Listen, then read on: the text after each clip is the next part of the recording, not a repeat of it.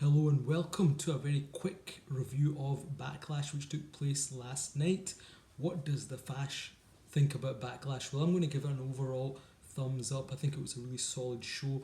Don't think there were any bad matches. Actually, I think all of the matches would get a thumbs up from me, and we'll talk about them very quickly shortly. But I think I'd probably look at it from two angles: from in-ring action point of view and from a story development point of view within the matches. I think it was definitely a thumbs up. If you're looking for any major developments which would shape the future of WWE in the coming weeks, there was probably less of that, but I think that was also expected given it was a second tier event. So jumping into the matches, the first match was Jacob Fatu defending his US title against the former champion LA Knight, Damien Priest and Drew McIntyre. I think it was a really good opener, really entertaining from start to end. Some of the highlights in this match were Jacob Fatu just showing why he does things that others can't do in the ring in WWE. His suicide dive was a key moment, as was the end sequence. But I guess one of the other highlights was Damien Priest wiping out Drew McIntyre. They're both standing on a bunch of crates and he choke slammed him through the table. This eliminated both of them really from the match. And then when it looked like LA Knight had the advantage, Solo Sikoa showed up, and then we saw the debuting Jeff Cobb, who did get a big pop from the crowd. He seems to be aligned with Solo Sikoa now. Jacob Fatu ended up winning the match with his signature finisher, but he wasn't too impressed looking at what had happened. So that continues the story with Jacob and Solo. Ultimately, they're going to have to turn Jacob face. He is so over with the crowd. There's some money to be made with that. Match 2 was Lyra Valkyria defending her Intercontinental title against Becky Lynch. This is obviously the blood food. It's the protege taking on the mentor. It's from WrestleMania. They won the tag team titles. They then lost them the next night, and then Becky Lynch turned. And then the storyline was then evolved into Becky Lynch saying that she was the one that had got rid of Bayley. This probably exceeded expectations, and from an in-ring perspective, probably the best match of the night, so I'll definitely give it a thumbs up. And then ended with a bit of a surprise with Lyra winning with a roll-up. It did lead to Becky Lynch then attacking her post-match. I was expecting maybe the return of Bayley here. It didn't happen, so I guess that storyline will continue, but this was obviously a big win for the protege here. Match 3 was Dirty Dom defending his Intercontinental title against Penta. This is probably the weakest match of the night. I would still give it a thumbs up. I think it was a good match, but it didn't really live up to the quality we saw in the other bouts. But the storyline continued with Finn Balor and Dom. Penta lost the match after we saw interference from El Grande Americano, so continuing Chad Gable's storyline with the cruiserweights from Mexico. Dom wins. Finn wasn't happy with this, and that will obviously continue that story as well. And then Penta can go and feud with El Grande.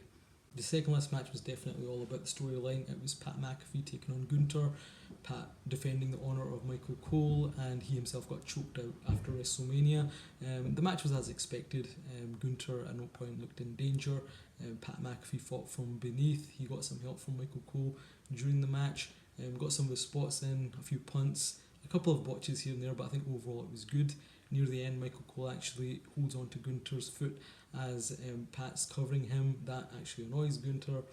Pat then tries to put him in a sleeper. That's reversed, clothesline from Gunther, and then he puts him in the choke, and ultimately Pat can't go on.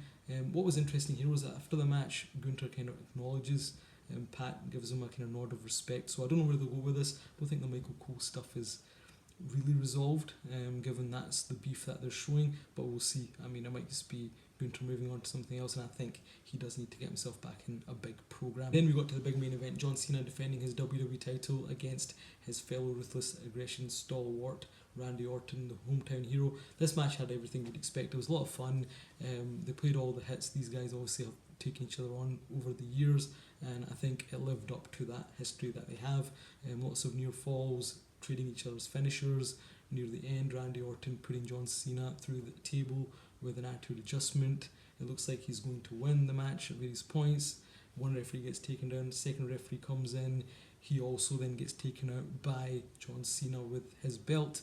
Then you have Nick Aldis coming in with the other officials checking on the referee. Randy Orton was a little bit berserk. He RKO's Aldis and the other jabronis. So I think that continues the story with Aldis and Orton. Hopefully we'll see Aldis in the ring at some point and they can have that match.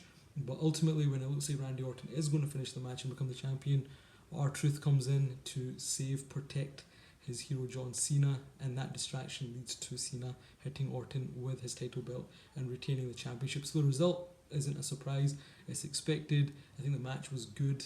As I said, they played all the hits, and after the match, John Cena asked for more competition. At that point, you might have thought somebody else would come out, but it didn't happen.